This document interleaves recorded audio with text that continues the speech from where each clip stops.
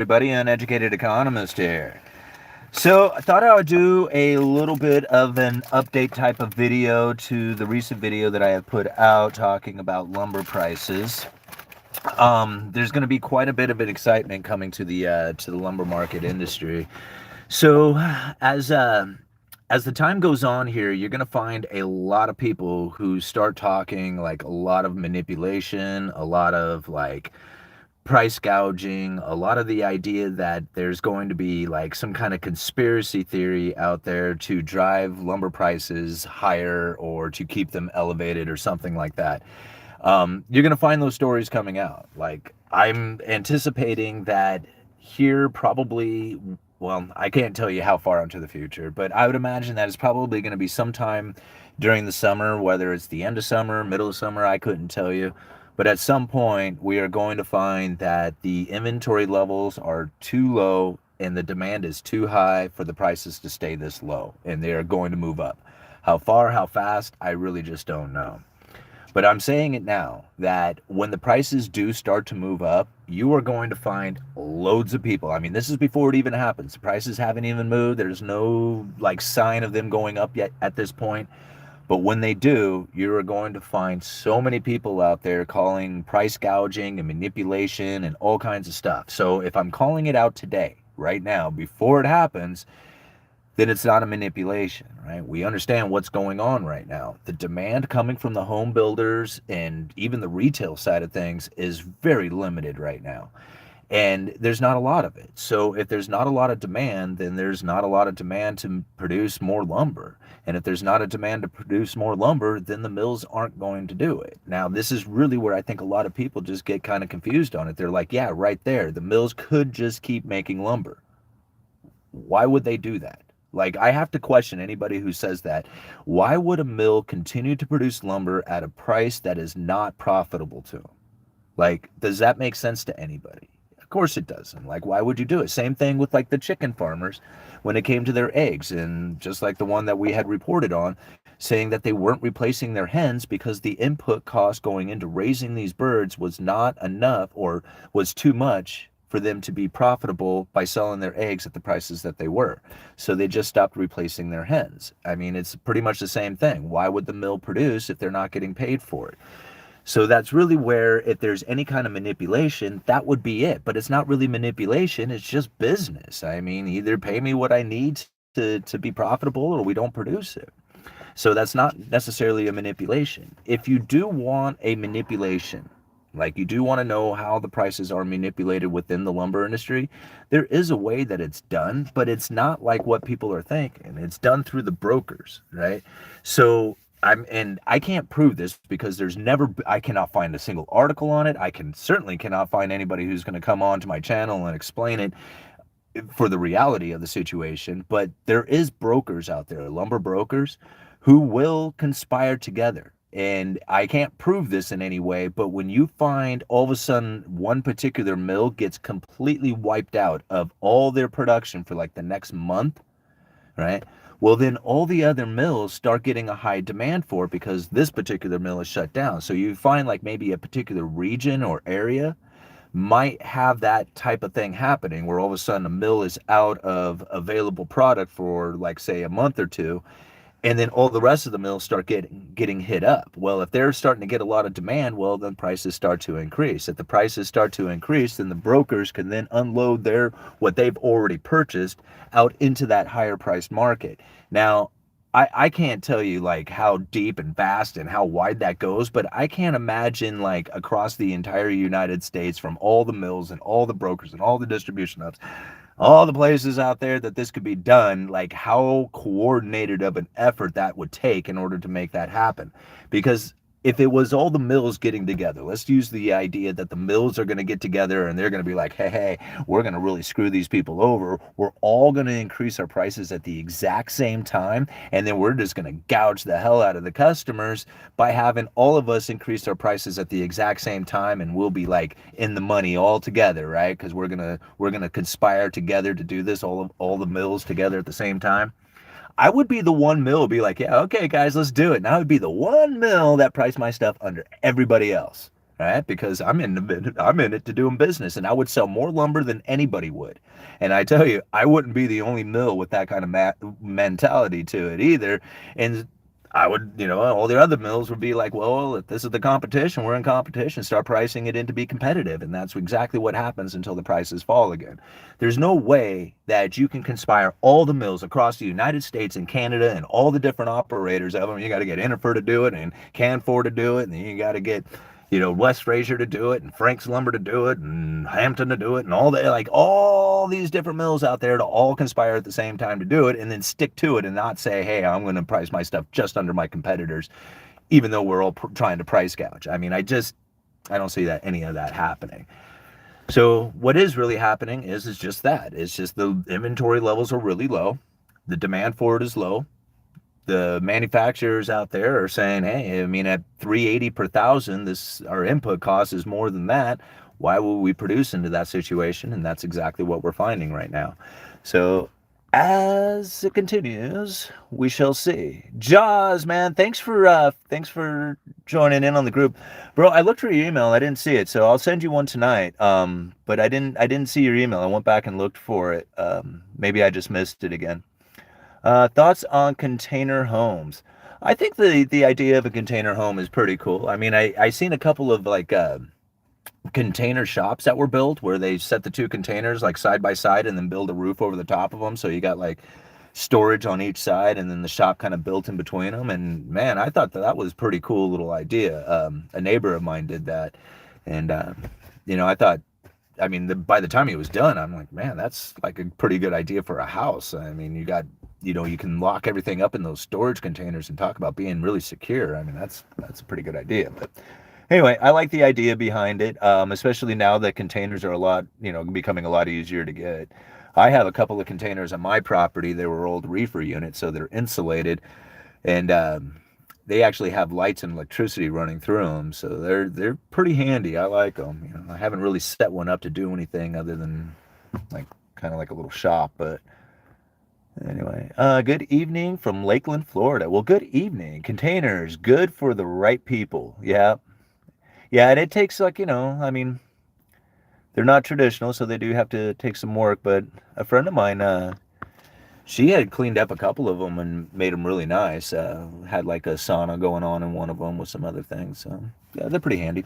Hey, thanks, Juan, for the $4.99. Really appreciate that. So, have you heard of the lumberjacks and mills workers being laid off yet? Quality staffing seems to be more time intensive than the contracts side on supply chain instability. So as far as the loggers and truck drivers and stuff like that, I haven't heard a whole lot of loggers themselves, like the fallers and choker setters and stuff like that. I haven't talked with a few of those guys, but I have talked with some of the log truck drivers. So the log truck drivers, if they're not operating, well, then that they're not cutting up in the woods as well. Generally, like what I found, there are seasons within this. Like, you got burn season where they won't even let the loggers up into the hills because, they're worried about fires or something like that. And then you also have slow down seasons, like maybe what we're coming across now. But as far as shutting down operations, like long-term layoffs, don't know when we're going to be firing back up again, I haven't heard it to quite that level yet.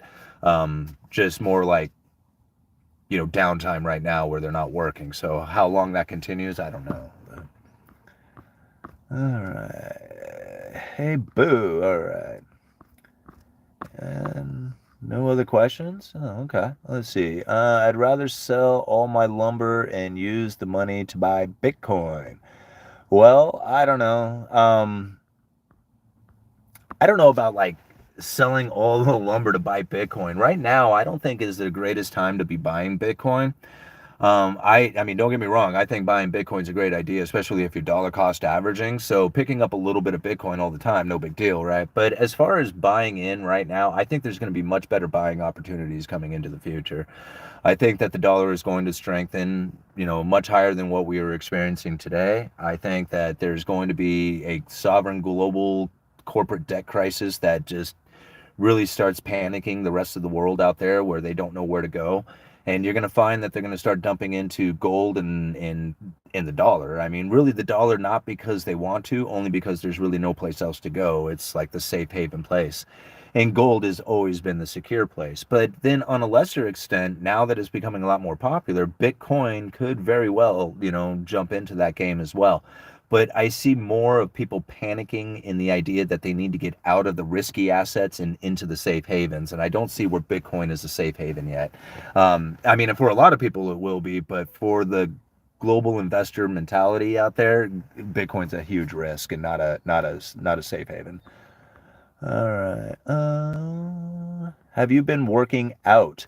I always work out. I work out every day because I work at a lumber yard. So yeah, I mean, I also have a set of stairs that I have to run up and down at the lumber yard because it's this two-story building. So you go from the upstairs to the downstairs probably, I don't know, 50 times a day. So stairmaster, lifting weights, stuff like that. No, not at all. Never really have ever, in my life.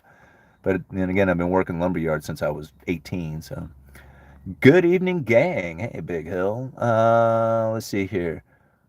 We're so being manipulated and no one cares. Ohio fallout is coming to a town near you. Thanks, Norfolk Southerner.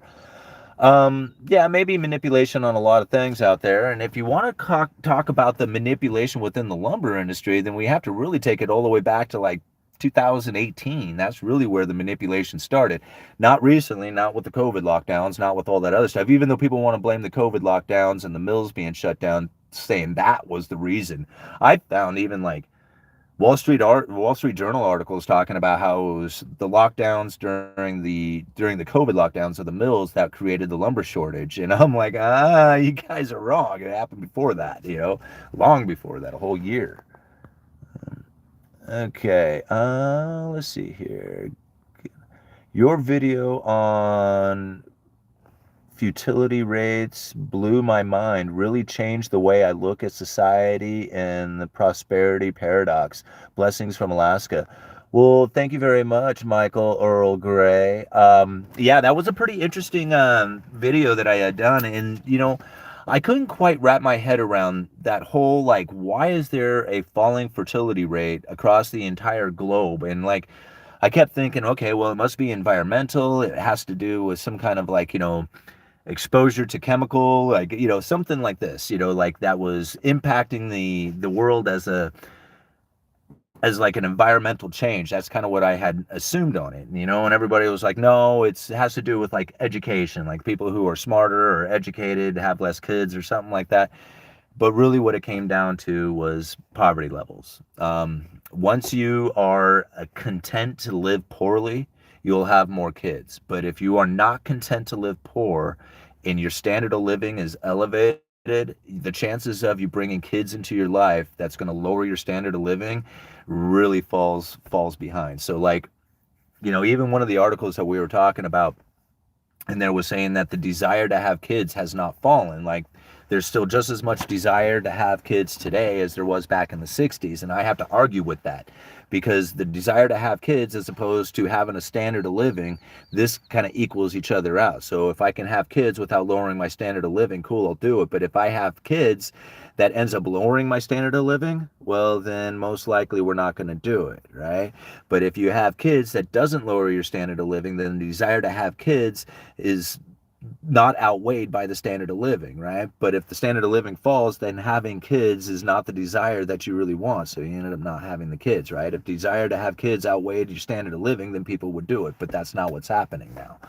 So that's really what it comes down to, is like not necessarily being able to afford kids, right? Because like you can have the money to have kids. It's not necessarily that. It's the not bringing your life down, like not lowering your standard of livings to have kids. That's where the major problem is. If you were content to live poor, right? Not like becoming poor gives you the idea of wanting having kids or something like that. Like, I was rich, now I'm poor, now I want to have kids. No, it doesn't work like that. If you were rich at one point and then you're poor, most likely you're not going to have kids. But if you lived poor your entire life and that's all you ever knew, you grew up poor, You live poor, you plan on dying poor, you're content to be poor, you're probably going to have a lot of kids, or that type of society will have a lot of kids to it. And all you have to do is just look at history, look at the world. I mean, Western nations, really don't have a whole lot of have a lot of family formation taking place, but they have a higher standard of living. Places with low standard of living has higher kid count. I mean, it's just the way it is. Yeah, that was a pretty good one. Thank you, Michael, for bringing that up. Okay, what up, bro? So I was thinking today, will these prices of goods ever go down? It sucks that our pay doesn't change at work, but everything keeps going up, and I feel everything is shrinking. Well, and that's true, but like people say everything, and then once you have it in your mind that it is everything, then you will see how everything is going up. But like, okay, so I'm not, I mean, of course, it's just one small example of it. But the other day, like, I opened up the fridge and I'm like, oh, hey, cool. You got a bunch of yogurts. My wife had picked up a bunch of them and she was, yeah, guess how much I paid for all those yogurts? And I'm like, I don't know, a buck or two a piece or whatever they cost. She was 17 cents, right? 17 cents for each one of these, this little tiny cup of yogurt, like you'd put in a lunch or something like that. And I'm like, well, why are they so cheap? And she was like, I don't know, it happens every once in a while. Well, we do have the Tillamook factory. It's just down the coast here a little ways. And so I'm assuming, well, they probably have an oversupply of it and just need a gun and go through it all. If it can't get distributed, then get it out. What's the best way to move a product? Lower the price. 17 cents for a little tiny cup of yogurt. Right? I mean, it's pretty cheap. So, I mean, I know that's just one small example, but, I'm finding it in all kinds of stuff. Lumber, plywood, all that stuff is much cheaper.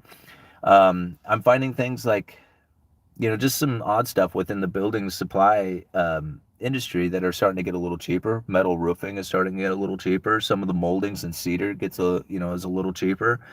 But I mean, it's not like anything significant. Like, I mean, I want to see something significant before I can say, hey, look, these prices are falling. I mean, we're just talking like, little tiny price moves on it. But to me, that's a sign. It's a sign that saying it's not going up any longer. And at some point, if there's not a lot of sales taking place, you're going to find those prices start to fall again. It just takes time, right? It'll happen. All right. Which is more economically harmful, inflation or deflation? I think that's just depending on what side of I mean, I don't think there's like economic harm is your position that you happen to be in. I mean, there's somebody out there who's like, no, deflation's awesome. What are you talking about? It's not harmful at all, right? And then there's other people who are like, no, inflation, so that my asset prices can keep going up. I mean, it just depends on what position that you have taken. There is no good or bad economy. Like that's one thing that I've really kind of learned to kind of put my head around is that there is no such thing as a good or bad economy. It's only the position that you have taken during the time in which that the economy is moving, right? I mean, there's always a chance to make money in any economy, no matter what it is.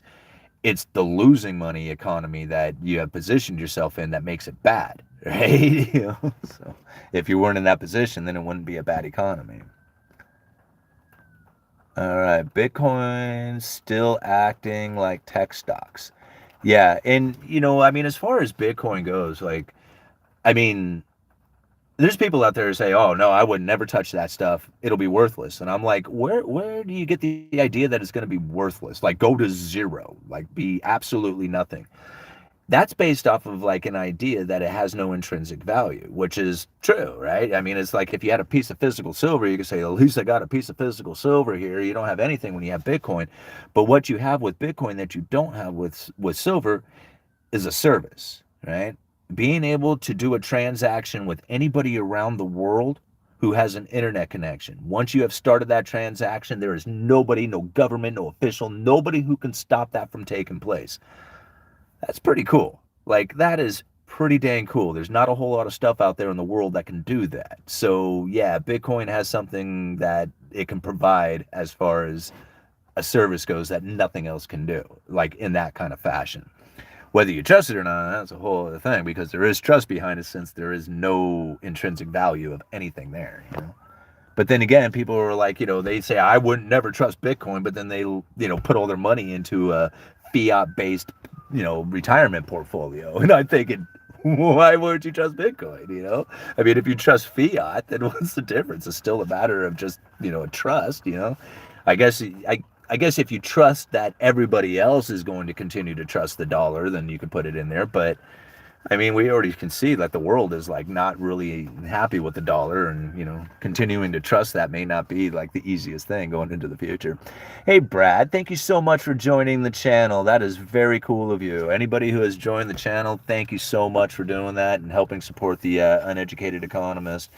Uh, you know, the as far as the membership to the channel, I try to put out at least one video a week that is membership only, and I'm starting to work on it. I have my friend Chandler. We're going to talk about setting up live Zoom meetings so that we can bring the members in, maybe even have like conversation with some of the members for the channel and stuff like that.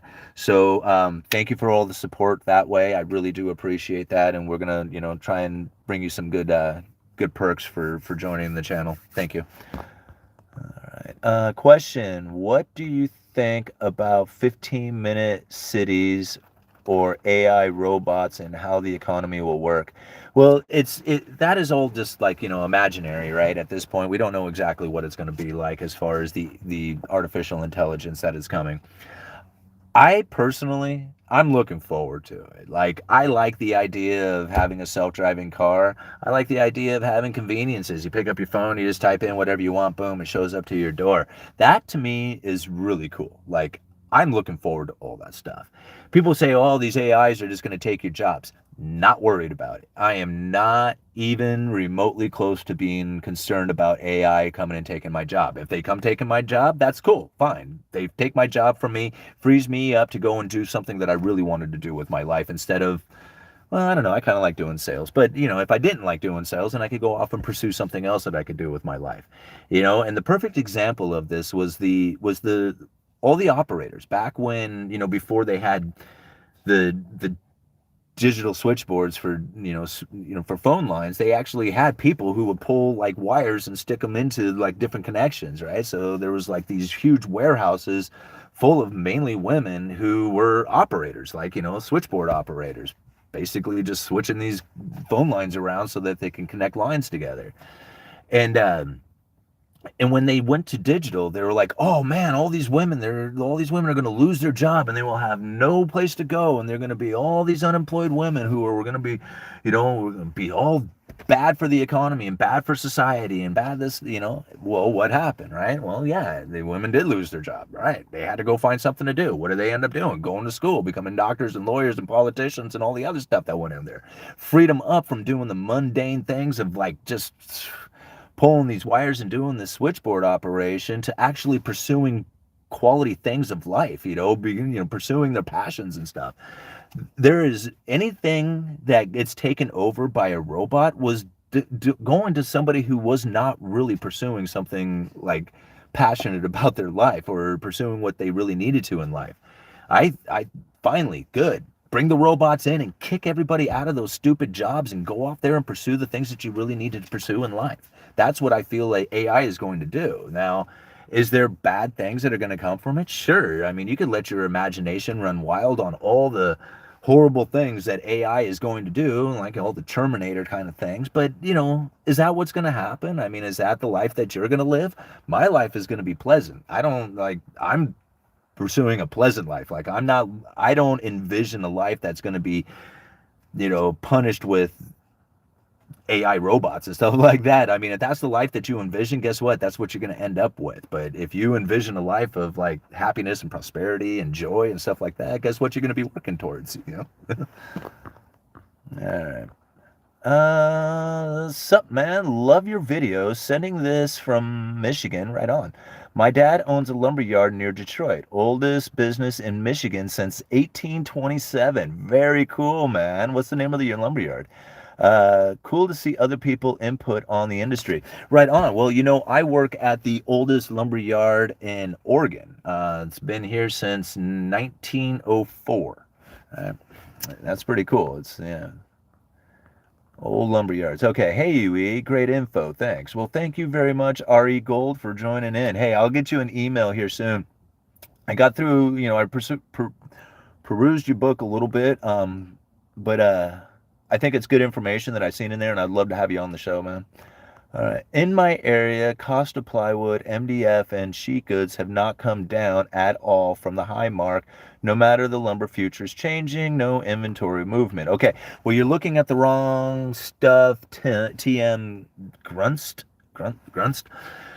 If you're looking at things like MDF, oak plywoods, finished ply, all that stuff, those are specialty items, right? Those are not things that are going to be like mass produced in the same fashion of like 2x4/8 standard and better, half-inch CDX, OSB. These are the things that are mass produced for framing purposes. So what you're talking about is like specialty items. Like, I mean, granted, like you might go through a lot of it for your particular industry or business that you're in, but when we're talking to like, futures price of lumber, they're not considered like that doesn't necessarily reflect into like the MDF prices, the medium density fiber. That's something completely different from the framing material that you're finding on the futures price.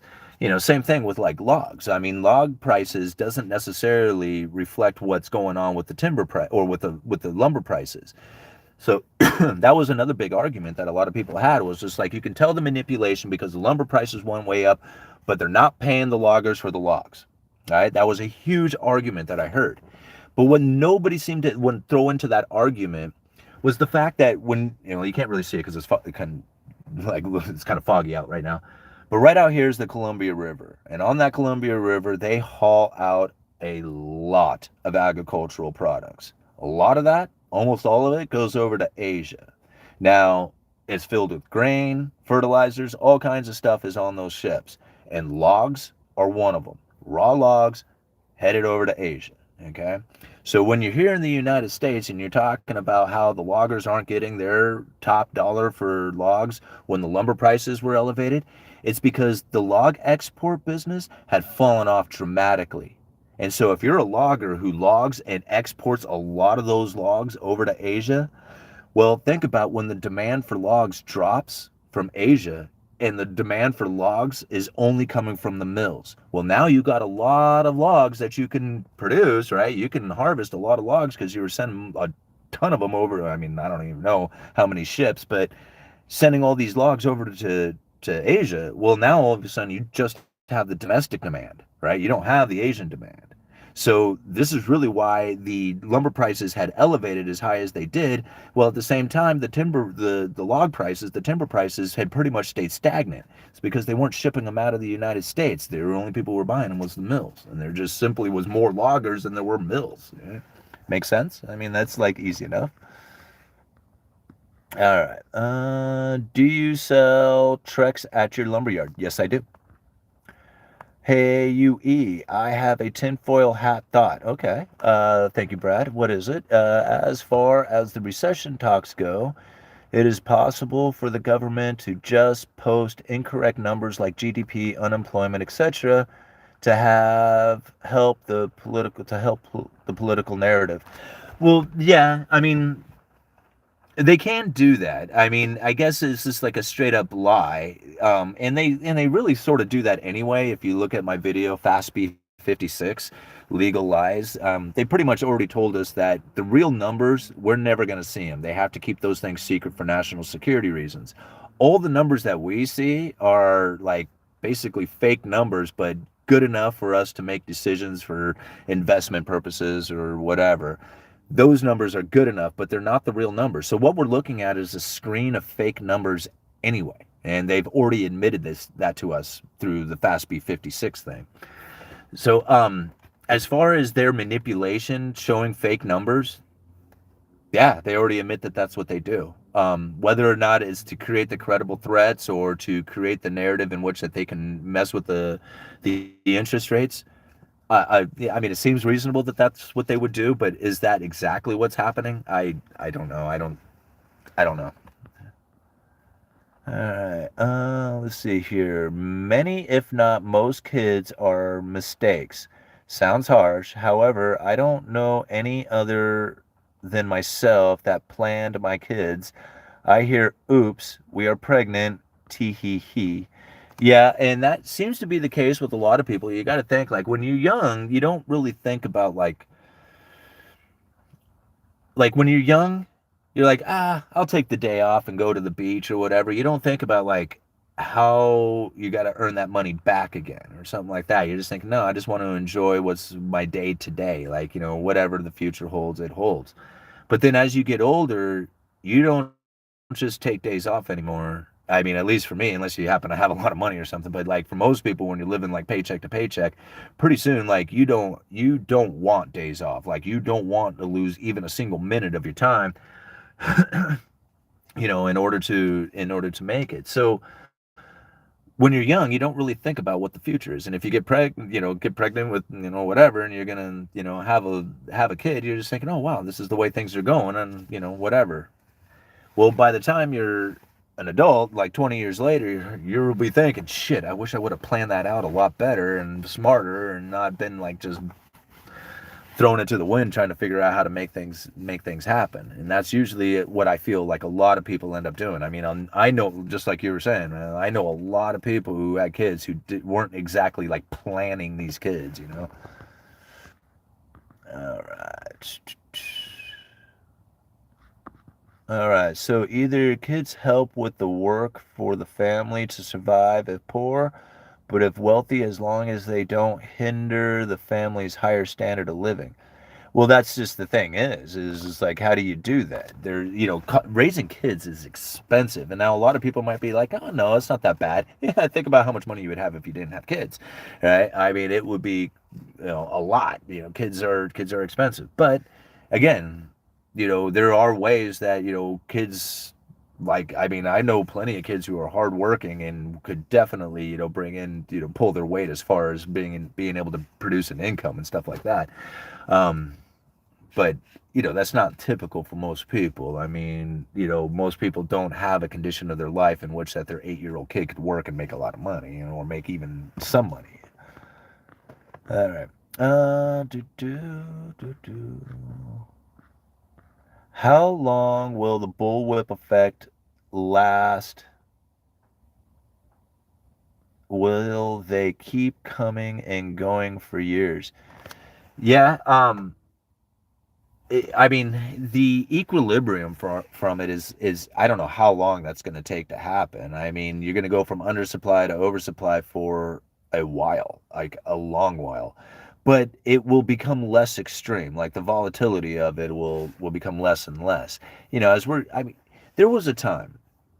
Just think, a couple of weeks ago, lumber traded at 400, 420 per thousand, something, ran all the way up to 530 or something like that, and has fallen all the way down to 380 per thousand today. This is happening in like the last 3 weeks. If you had gone back to like 2016, 17, back when lumber was at 400 per thousand, and we had an event like that take place, like what we've experienced in the last 3 weeks, people would have been flipping out. You would have had every single news organization, everybody would have been covering the topic. It would have been talked about. It would have been the main news of everything out there, and it hardly got a whisper, right? Because people are just getting used to the volatility of it. It was never would you have seen an extreme move of 100 per thousand happen in 3 weeks. You would have been lucky to see 100 per thousand move in an entire year. Like, that would have been an extreme move if it took an entire year to go from 400 to 500. But nowadays, it's just like nobody even notices that. They didn't even care. Like, they didn't, like, whatever, no big deal. All right. So yeah, it'll take a long time. I picked up some White Castle 16 count cheeseburgers from Walmart for $4.98. The 16 pack next to it was 14. I thought it was a mistake, but it wasn't. Super weird, man. Well, I don't think that is weird. I don't think that's going to be weird at all. Like, when prices were moving up, you got to understand, like, everybody is focused in on money printer go burr, right? That the money printer is what caused the inflation to go up. But that's not it. Like, it was part of it. Like, I can't say that it wasn't the reason, right? That was part of it, right? But what really happened was the supply chain breakdown. The don't don't go to work, right? Think about the gap in production while people were not working. How fewer cheeseburgers were being made? How many less cows were being butchered? How many, less milk was being produced? There was a time there where there was a huge gap in production that was taking place. Now, when that gap in production started moving into the line, there wasn't enough available anything out there. Like everything had gotten reduced as far as inventory levels, very much like lumber did. So when this thing started to fall as far as inventory levels, whether it was cheeseburgers or lumber, right, the price starts moving up because there's a demand for it. So this is where we're starting to find it now, is that the supply is starting to find its way back in. Slow, but it's surely happening. 17-cent yogurts, right? Cheaper cheeseburgers.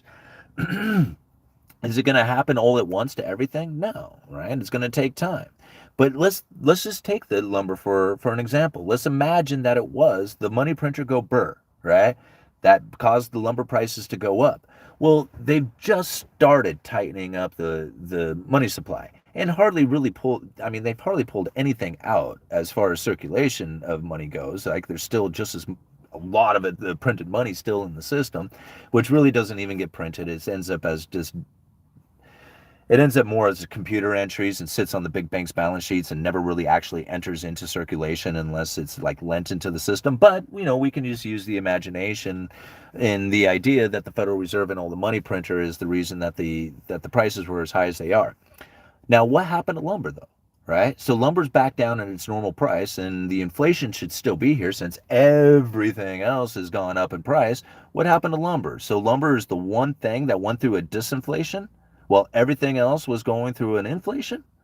Is that really what's happening? Or was it a supply and demand issue? Much like what I said back before prices ran up to their all-time high. When everybody was screaming money printer, I was one of the few people who was just like, no, this is not the money printer doing this. I mean, I would love to blame it on the Fed. Don't get me wrong. Like, if anybody out there wanted to blame it on the Fed, I'm it. Like, I want to end the Fed. Like, get rid of the Fed. But I can't blame the Fed when I see the problem was someplace else, right? Now, everybody says, man, you're just a shill for the Fed. You just like, you're like, on the Fed side or something. I'm not. Like end the Fed. I don't care about the Fed, right? But I definitely don't want to blame the Fed if I don't see them to blame. Right? I want to blame them if they were to blame, but if I find someplace else where the blame goes, then that's what I'm gonna have to do. Like I can't just say like, man, I would love it to be your fault, but it's not. It's the supply chain breakdown, right? But I really wanted it to be your fault. It's not. All right. Let's see here. Actually bought some oak moldings for a very good price recently. Yeah, and I found that most of my oak moldings really, I mean, they went up a little bit, but not like bad, like as far as like a dramatic increase. All right.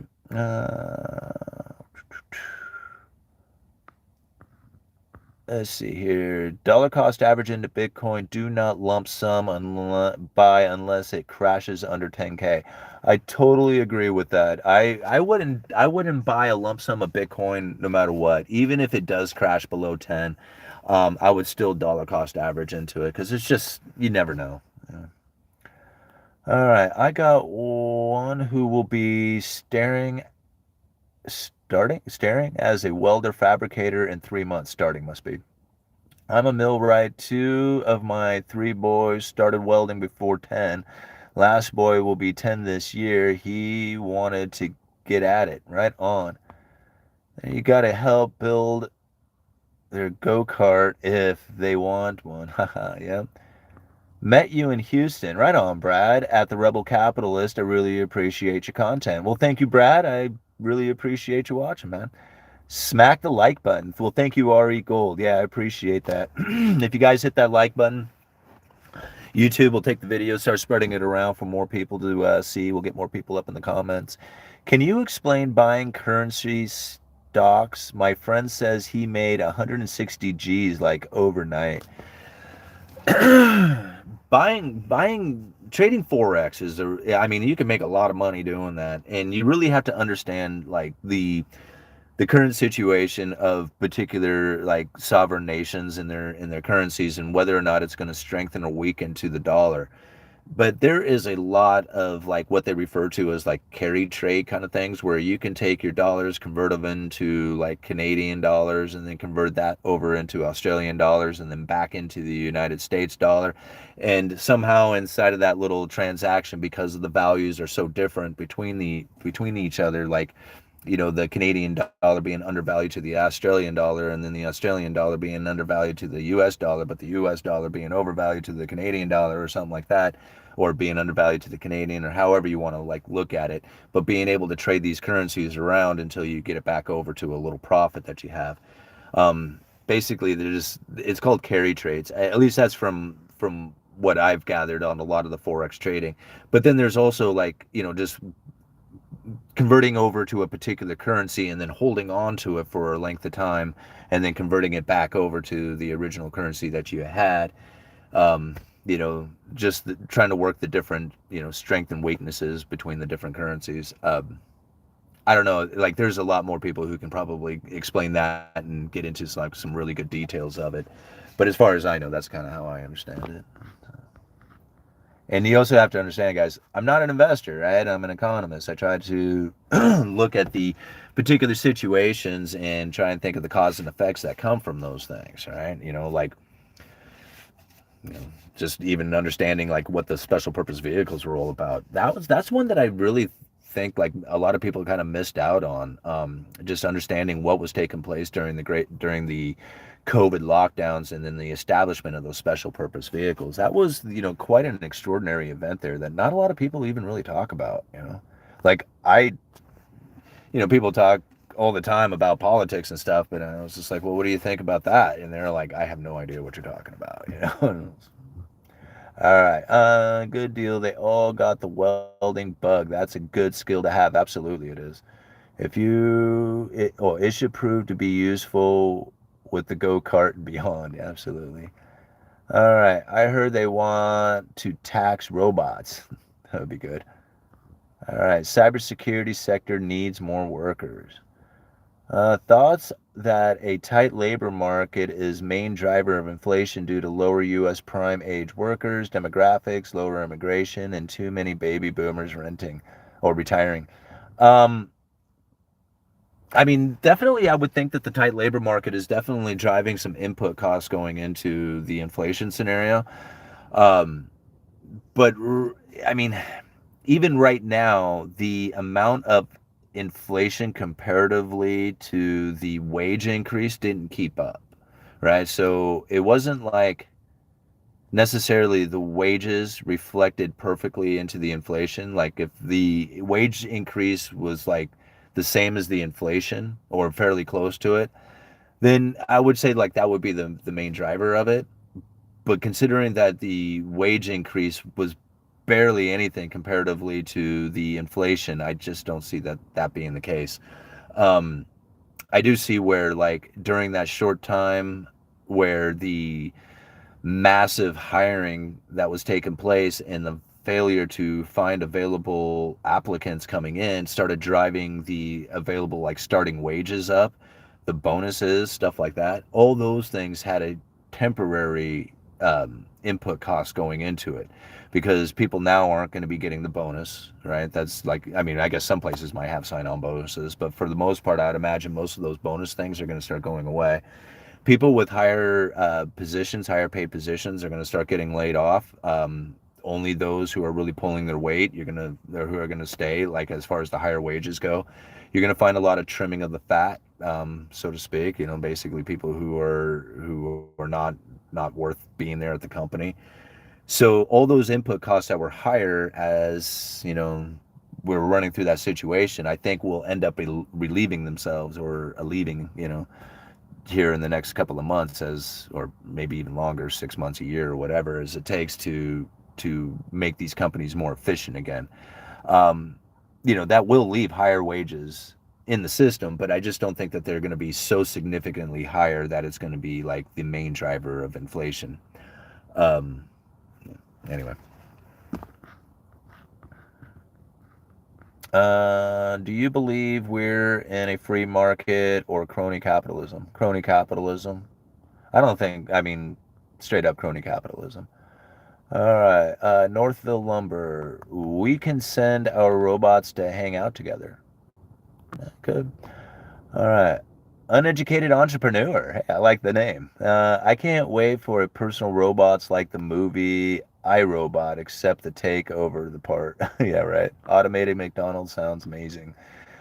I suggest learning automation, robot repair. The world don't work and stay running without millwrights. Yeah, the only problem with like learning robotic repairs and stuff like that is they're going to build robots to do robotic repair. So the robots will take care of themselves as far as repairing goes. All right, Northern Minnesota here. Been watching your videos for a while now. I really enjoy your insights and how the economy actually works.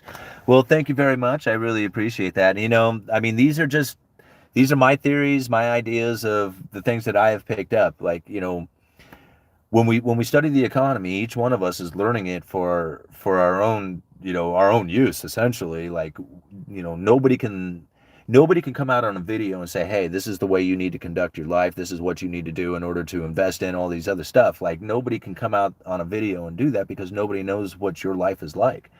You know, the things that you need in your life, the goals that you have intended for, you know, this is all things that you have to figure out for yourself. And now, whether or not you like, even right down to the inflation, deflation, which one of those is the better economy to be in? It's more of like how you conducted your life and how you positioned yourself. You may find where inflation works out just absolutely swimmingly for you. All your asset prices go up, everything is just awesome, you're just doing great at it.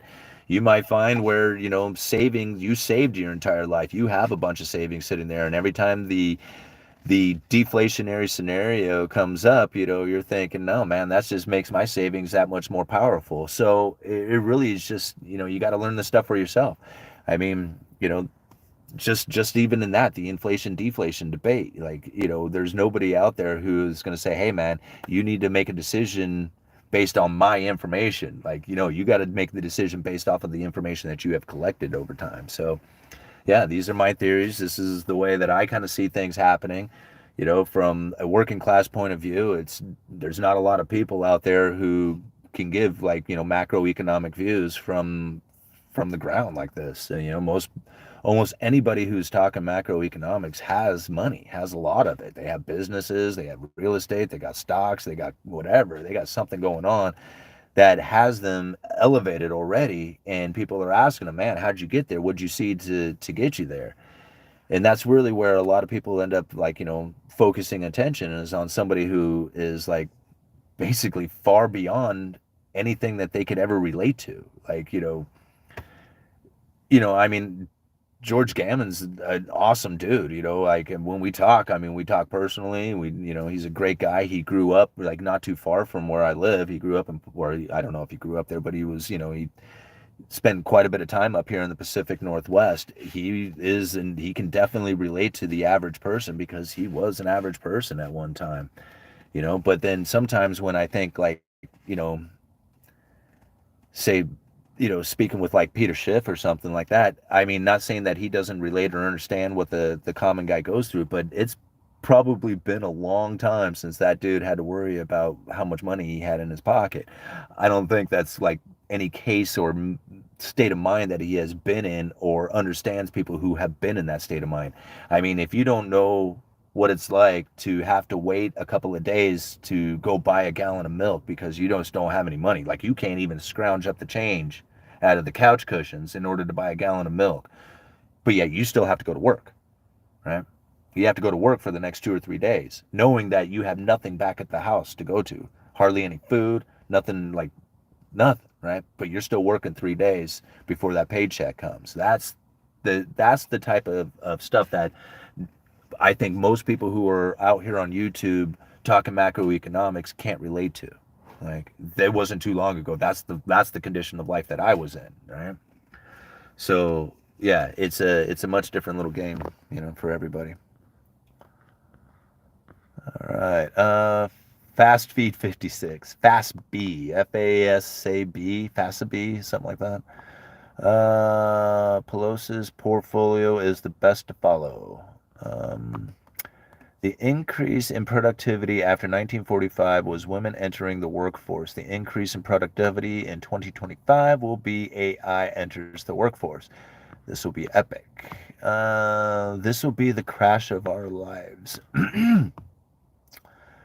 Is vehicle rust an issue in Oregon? It is in Maine. Vehicle rust isn't as bad. up here in the Pacific Northwest as it probably is in Maine. I'm thinking probably because of the road salting that they do a lot in Maine. They don't do a whole lot of that here in Oregon. So if you happen to have like a truck that runs a lot on the beach, then you probably have some rust issues with those. But for the most part, no. We have like mold issues. Like there's cars around here that are green with slime because they just don't, they like the algae grows on it. They like wash their car once a year, like kind of thing. And yeah, like it grows, like my buddy calls it the Astoria mung. He mung. I don't know where he came up with this, but anyway, it's like this almost like a black mold that grows, like mildew that grows like on your car, like literally, your car will grow like green black. And I've seen a few of those running around, but no, not so much rust. No. All right. When Bitcoin goes over 100K, it really won't matter much if you bought it at 25K or bought it a few months ago when it was 17. It's too late after the price pumps and FOMO kicks in. Well, yeah, and that's exactly right. I mean, I felt that way about silver as well, especially when I was, decided that I was going to go ahead and pick up ounces at 35 or $40 an ounce. I was thinking to myself, am I really going to care how much I paid if it was 35 or $40 an ounce when I'm selling it for 400? Still waiting for 400. Right? Still waiting. But no, I agree. Like it really won't matter in the end how much like, and that's the way I feel about silver too. It doesn't really matter how much it's worth. Only thing that I really care about is how much do I have? How many ounces do I have? All right. What I wonder is if history rhymes, and so far pandemic then war does rhyme, why we get another roaring 20s and a few more years of insane market rallies before the real crash, depression. Um, yeah, I don't know. I think things are going to be a little bit different. Back during that time, sitting on the gold standard and having issues with trying to figure out how to basically go from a gold standard into a fiat.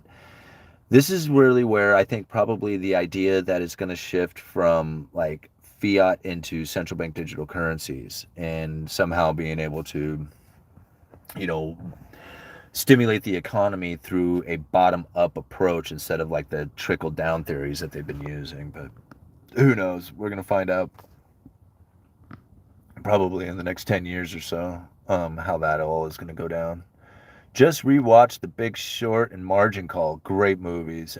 Do you think the same type of reckless lending and gambling in building and real estate is happening now? No, not like it did in the housing market. Maybe in some of the other sectors of it. I think like really if you're looking at like the Big Short issue, that was that was really due to the building of mortgage-backed securities with toxic assets, right? So they knew like in the Big Short, they recognized that these mortgage-backed securities were going to fail. Like they knew it because they were full of toxic mortgages. People who got loans that really shouldn't have had them, that weren't going to end up paying once the economy turned. And they recognized, they could see that there was a lot of those loans out there. We don't really have that type of mortgage-backed security market this time around. Like the toxic mortgage-backed securities aren't quite the same like they were then with, people buying real estate or especially residential real estate without verification or jobs or anything like that. That's not happening this time.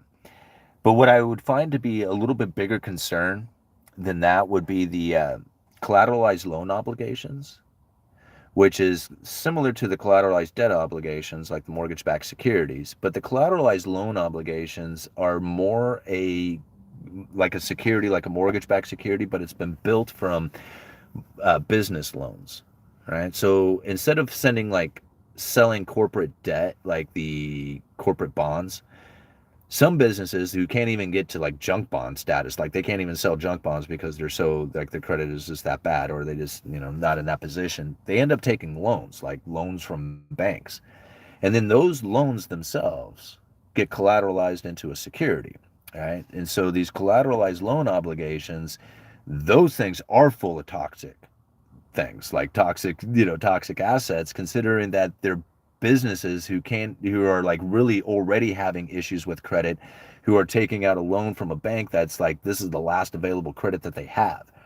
But then they jumble all those loans up into a security, chop it all up, right? Give it different tranches. So basically, as everybody pays their loan off, the people at the very beginning of the tranche, the very upper top of it, they get paid first, right? Even though it's not necessarily like, uh, what should I say, like good, viable companies that are paying into it, because so many of them are the people at the very top of this tranche of this particular security. They get paid first, which makes it pretty secure, right? Or makes it really secure. And that little section at the top is given like given an investment grade rating. So you think about this, like here you have this collateralized loan obligations from the businesses who really couldn't, sell their debt to anybody else or whatever, had to take out these loans from the banks. They're risky. They jumble those loans up into a security, cut it all up so that the very top gets paid first, and then that very top is an investment grade opportunity for retirements and other people who are limited to investment grade purchases. They can now buy these things. So now you got like retirement portfolios buying into basically crap, right? Because although the very top of these tranches get paid first and is given a AAA rating, all the stuff that goes into it is all garbage. It's all junk, right? So that one would scare me a lot more than, say, like mortgage-backed securities failing. I would be more worried about the collateralized loan obligations failing, and then all of a sudden everybody who's exposed to this is like, oh no, man, what happened to my portfolio? Okay. That would be a little bit more concerning for me. All right. Best worst depends on how ready we are. Exactly. Question: do you think the Fed will have to lower interest rates at some for new home buyers to afford it, or maybe it would be a renter's market for the lower class? I think we're going into a renter's nation. As far as the Federal Reserve lowering interest rates for home buyers, new home buyers, won't happen. Not the Fed won't do it for new home buyers, right? Because the moment that they lower interest rates, it's not the new home buyers who are going to get it. It's all the rest of the people who already have like money and availability coming to them. They're going to take advantage of those lower interest rates. The only way that you can really provide loans to the new home buyers is to literally set up a program that separates everybody else away from it and saying this is only available for you, right? And so we're going to manipulate this whole thing by providing loans to people who really aren't necessarily the most qualified people to get it, right? Because the free market would just provide loans to the people who are most qualified, right? But since we're trying to get it into just the new home buyers and exclude all the rich people out of it, then you're in a manipulation kind of situation. Well, then, like, how do you force people to build homes for these people, right? I mean, I don't think the Federal Reserve is going to do that. That's just really what it comes down to. Like, forced manipulation of like being able to, provide homes to people who typically wouldn't do it is going to backfire so bad. Pretty much what it does is it prices out everybody out of an available home. Right? I mean, that's really what it has done. Think about all the programs that have taken place over the last few years, basically since the Clinton administration, trying to provide homes or provide a situation in which that they can get people into homes. As they did this, it made it harder and harder and harder and harder and harder to get a home, until now, like, the idea of even acquiring a home is so far off for people that it's just like, it's not even like becoming feasible anymore. I don't see how that's going to change. I mean, the only way you can really change that is to create an environment in which that people are going to be willing to build houses incredibly cheap. I don't see where that's happening. The only way you can really build a house right now is to try and build the most expensive one that you possibly can, because the profit margins are just not available on a cheaper home. So building cheap homes is impossible. I mean, to me anyway, it's not really possible in this situation. And then trying to manipulate the mortgage market to only provide loans to like the new home buyers will eventually price everybody out of a home, which is already occurring. So, yeah, I think really banks and government need to get out of the entire thing altogether and let the chips fall where they will. I mean, it's going to be devastating to a lot of people, but in the end, I think if they were just to let the mortgage market try and figure it out itself instead of having like a bunch of government interference taking place, then you wouldn't have the wild asset prices, happening like they are. But again, like, is that going to happen? I doubt it. Like, the Federal Reserve, in my opinion, does not really care where the price of the market, whether it be homes or stocks or anything else. I don't think they care what those prices are or even the direction they're going. I think what they care more about is if there is somebody out there who wants to get a loan for it, that loan would be available for them. Doesn't matter if it's a good loan or bad loan or, worth it or not, just so long as there's one available. That's what their biggest concern is.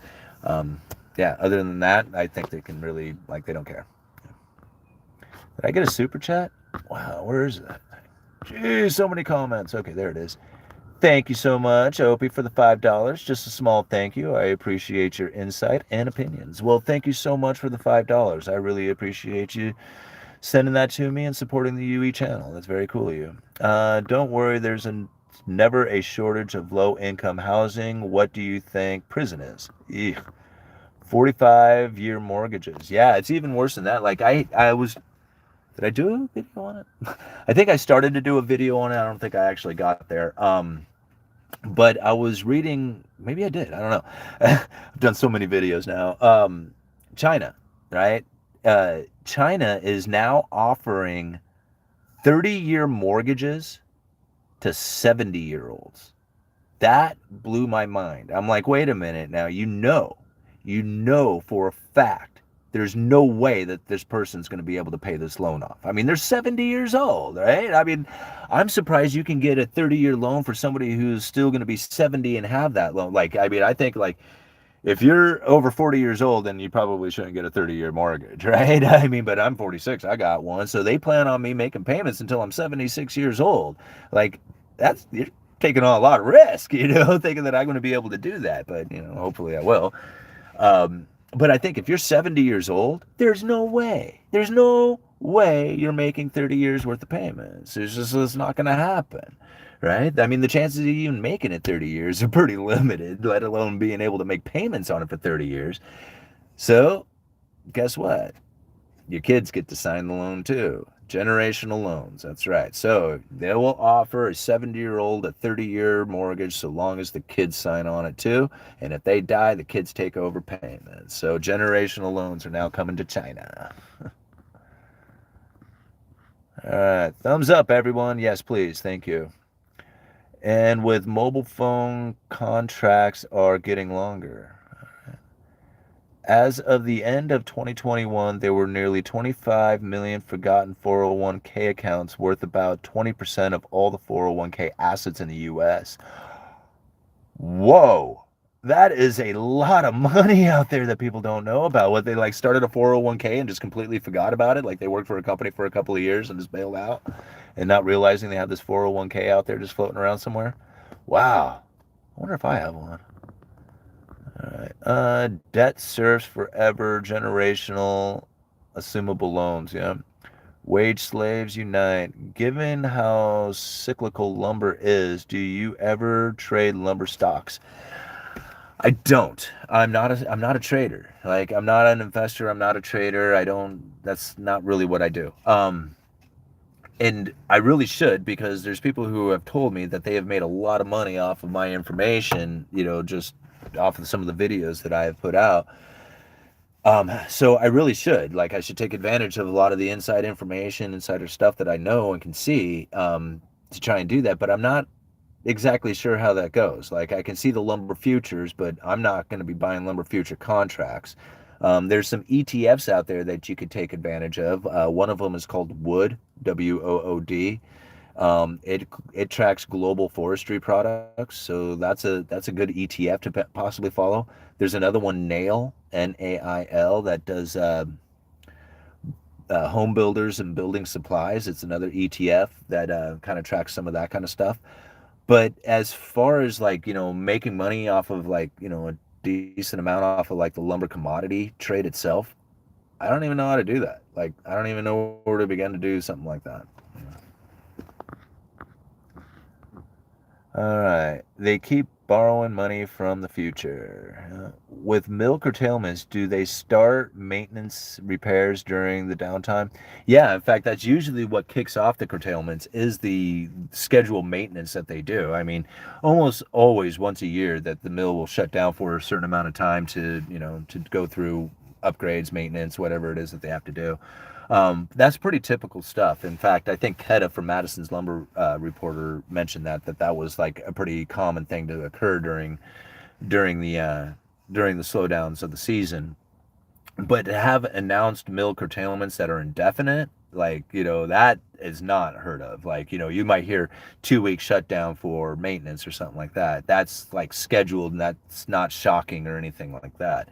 But and then unannounced or all of a sudden like, hey, we don't know, we're shutting down and we don't know when we're opening up again, that is unheard of. So I mean, at least in the regular scheduled maintenance kind of thing. Hi, what is going on with silver stacking? A lot of people I know are buying like silver like crazy.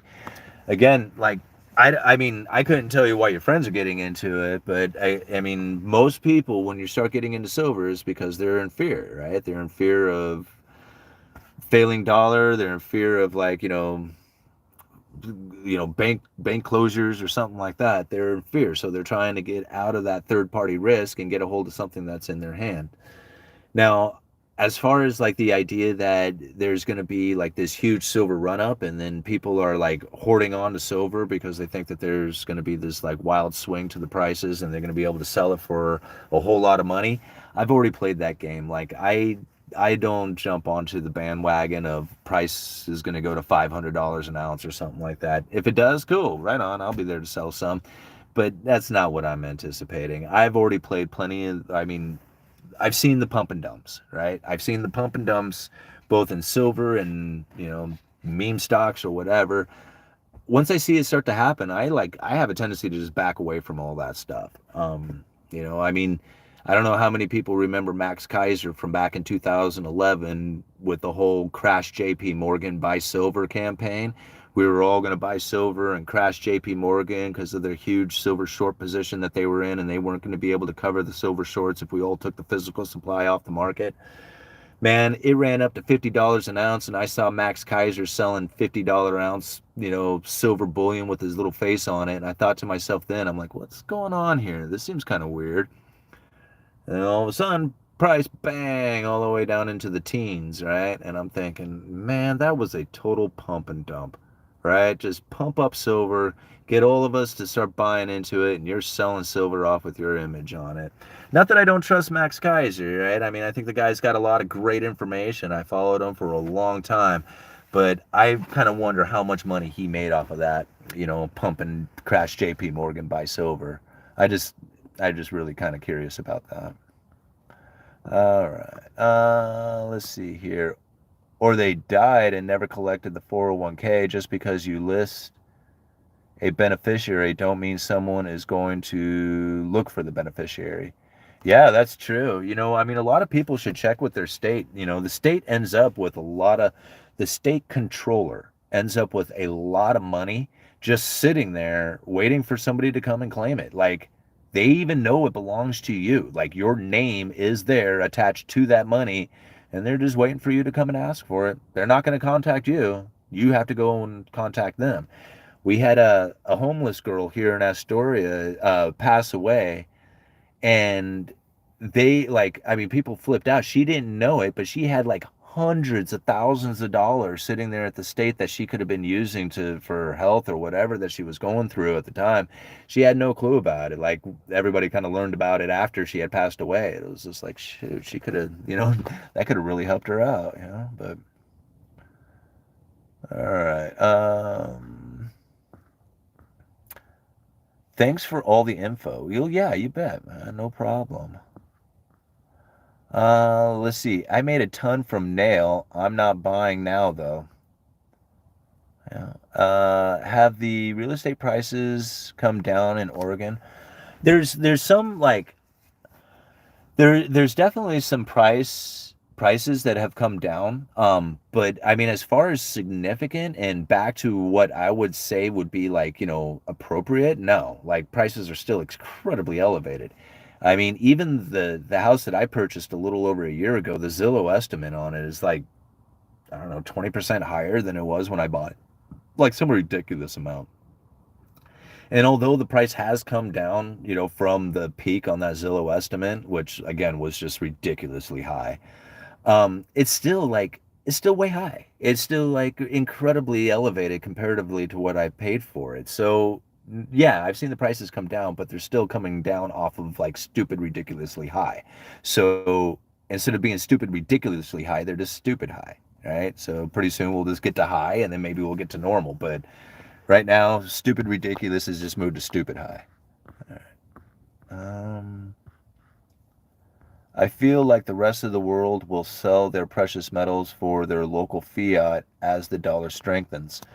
Um, yeah, I would not to their local fiat.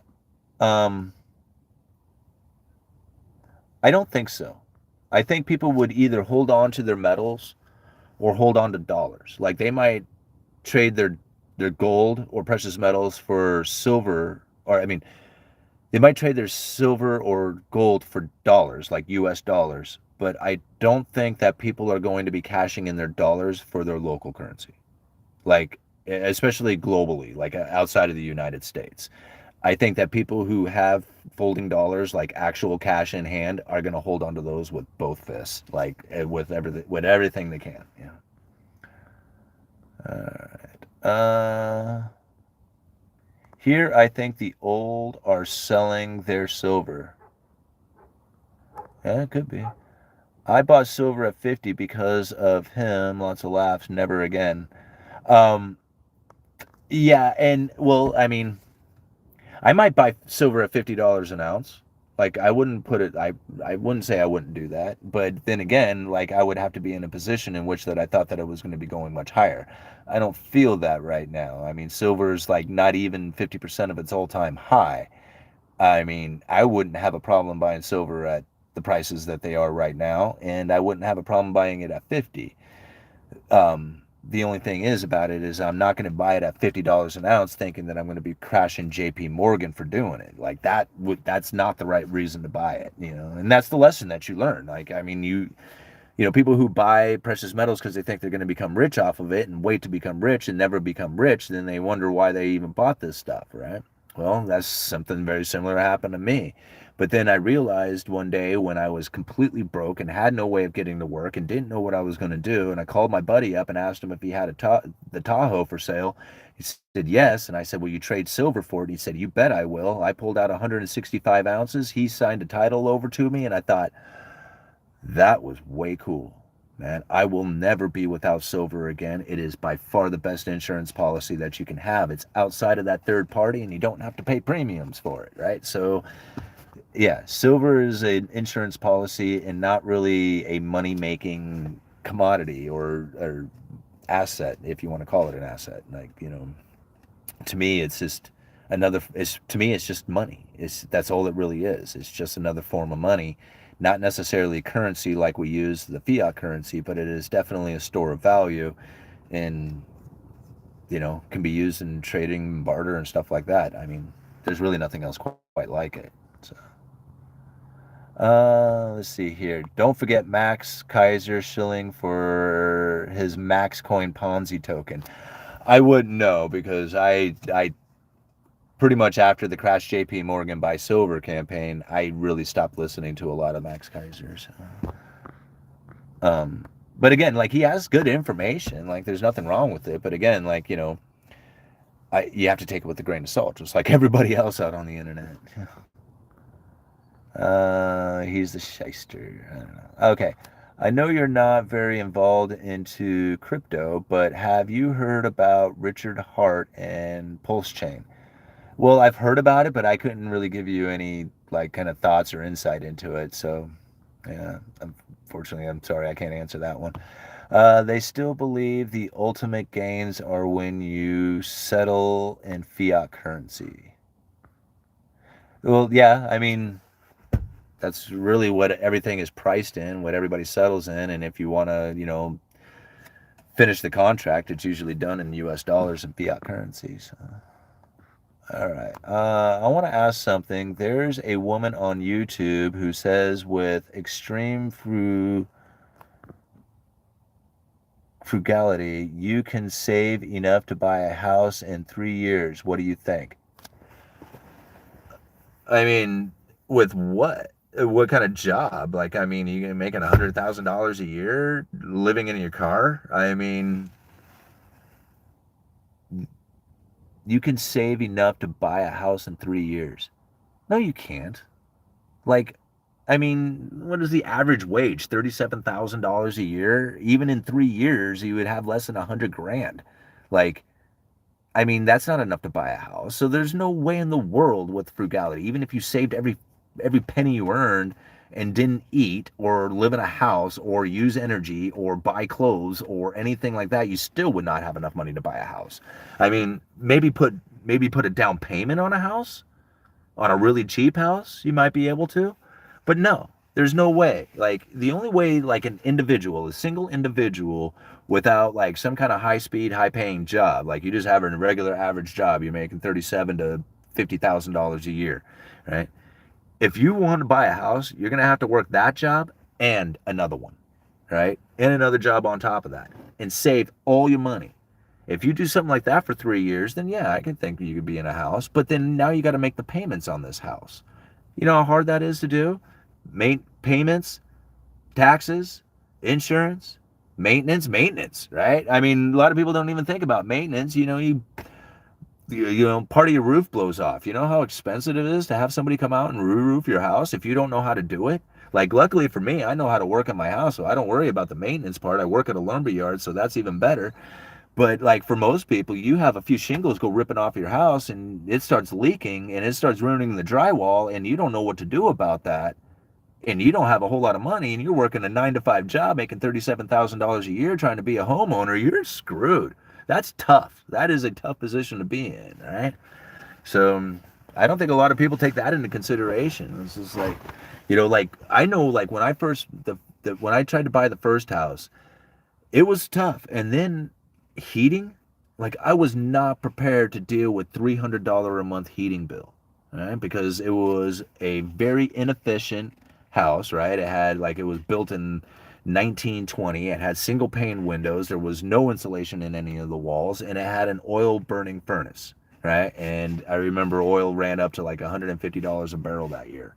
It was terrible. It was like no wonder why I ended up failing. Right? And I had no business buying a house at the time. Like I was not prepared for it or ready to do it. But yeah, they just gave me a loan, no problem. Here you go, dude. Um. All right. Post poop zoomies. You don't have to tell me. I live in Vancouver, Canada. All right. In my neighborhood, there's 1,300 square foot bungalow that was asking 1.9 million. I still buying $18 fiat for $10, 50% silver coins. Looks like a win-win. Yeah, and see, that's something that we're going to learn about from RE Gold is all the different places that you can acquire silver from that it's not necessarily the traditional go down to the coin store and pick up silver bullion. So, yeah, we're gonna learn a little bit from the 925 thrift book.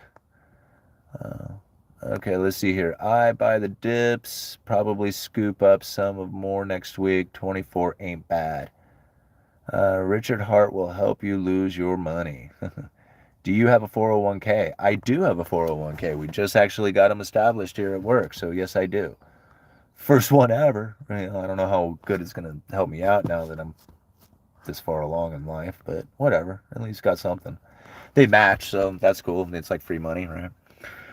The manipulation of the dollar prevents many low income, middle class people from buying home now compared to 30 years ago. Um, yeah,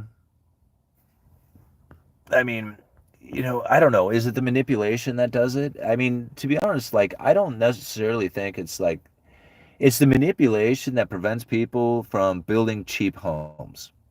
That's what does it, right? I mean, if the profit margins were there for a 1,400 square foot ranch style home that you could knock out in 6 weeks, then people would build them. Like, I mean, they just build them. They're easy to do. You can knock it out real fast, turn them over. I mean, no big deal. But they aren't being built because there's no profit in it, right? So that's the problem. We've we have such a high standard of living amongst the people here that the ones who can afford a house will only buy the most expensive ones. This is the separation between the rich and the poor. I mean, rich people live in their own house, poor people have to rent. It's just the way it is. Like, I mean, it's not going to reverse. It's not going to get easier to buy a house. It's only going to get harder. I mean, there might find little moments in time where it might become a little bit easier than it was, say, the year before to buy a house, but it's not going to continually get easier to buy a house. It's only going to continue to get harder until the standard of living reaches its peak and the whole system collapses. But as far as like a reversal to making homes more affordable, I don't know how that's going to happen. Like, I don't see that taking place at all. There could be a moment there, like a crashing in the system, a crashing in housing prices, where you have like your opportunity in there if you're really well prepared to take advantage of that situation and get into a house. But as far as like, average dude graduates high school, goes and works until he's in his 30s, gets married, tries to buy a house and family and all that other stuff, like establishing that kind of thing. I don't see it. I don't see how that's going to take place at all. Two people, hardcore careers going on, teamed up, maybe. Like that's the way it's going to get done. Um, and then if you want to start a family, well, good luck. Really try hard in that point, because then you lost one of your incomes, and then the chances of you being able to afford a house just goes out the window again. So I don't know. I don't know how that's going to be. Like, I don't think that there's a condition in which that the government can really establish that says, hey, we can make this better for you and easier. Like, I don't see that happening. I mean, I don't see how that's going to happen. It's only going to get harder and worse. I'm trying to do maintenance on my house, trying to put some pavers in and build a fence. Yeah. And, just, a lot of times it's just a matter of like getting out there and just doing it. Having like, if you've never, working on homes really isn't that hard, like building and construction and carpentry and all that other stuff. The hardest part about it is just doing it. Like, the more you do it, the better you get at it. The more accurate your cuts get, the more you understand, how the tools work, how, the system goes together. Um, now that we have like things like YouTube, I mean, it makes it pretty easy to do a lot of stuff, especially things like building a fence or putting pavers in. I mean, there is a lot of YouTube videos out there that'll show you exactly how to do all that stuff. And, I kind of found that when people who've never done something like build a fence before, it takes them a while to get started, right? They get the first posts in, get a couple rails going, they're trying to get the boards up, things don't look quite right, they kind of monkey around with it a little bit. And then after they get about 50 feet of fence in, they get really good at it. So by the time they're done with their 100 feet of fence, the very last, little bit of it, they've gotten really good at it. They're like a professional. They could like, charge people to put in fences. But when they first started, they had no clue. They have a hard time even like figuring out how to operate the tools and stuff. But just like anything, it's practice, right? And so learning to do the maintenance on your house is like incredibly valuable. I mean, I can't tell you how much people have paid to have like an emergency roof repair done. It's like super expensive, right? To have somebody just kind of all of a sudden just come out and stop that leak from happening. And to be able to just grab a handful of shingles and go up and do it yourself. Yeah, that's hugely valuable. All right. Why not automate the supply chain so prices can always stay the same year round? It doesn't work like that. It's supply demand. You never know what the demand is, and so you never know what to supply. And then like even like the case that I had talked about with the Fernco fittings, like when I was selling Okay, so this is a good example of it. The computer cannot recognize this unless I go and tell the computer myself. But when things came up in short supply, one of the examples of it was something called a rubber fern coat fitting. It's just a rubber coupling with hose clamps on each end. It's a very simple item. There's nothing special about it. But it came up in short supply. Now, people who do groundwork, like putting in septic systems, joining two like uncommon pieces of pipe, like you're going from plastic to cast iron or something like that. These rubber couplings make the job so much easier, right? Because you can join these two like not identical type of pipes and you can join them together with it. So it's a really handy piece of equipment to have or supply to have. But when it came up in short supply, the guys who needed this thing, I mean, they're holding up a $10,000 job because they don't have this one stupid little fitting, right? So it's out of supply, but then it comes in supply, right? And this is during the shortages. It comes in supply. Guy comes, he buys everything I have off the shelf. And I'm like, whoa, wait a minute, man. I got a warehouse full of the stuff I can order from. No big deal, man. You don't have to buy them all. He says, no. He says, I ended up losing out 10 days or a few days worth of work or something because I didn't have this. I'm always going to have a supply of them. I'm keeping a handful in the truck, always, right? So he bought them all up. Well, the next guy who came in looking for them, he couldn't find them, right? So next supply comes in, he buys all of them, right? Same thing. Hey, you don't need to buy all these things. I can order more. You just buy what you need. Oh no, I'm not going to be in short supply again. I'm buying everything, right? And this is the case on a lot of stuff. People were doing this regularly, right? Well, now my computer that I have at work that does the inventory, it's automated, right? So it recognizes the inventory levels. It recognizes how often we're out of it. And it recognizes that this particular fitting keeps coming up in short supply or it keeps running out of inventory. So that tells the computer, hey, you need to beef up your order, right? Instead of ordering 4, you need to order 6 or 7 or 8 or whatever, right? So the computer does that. It kicks up the order. We didn't need 8. We don't need to stock that many. We only need to stock 4.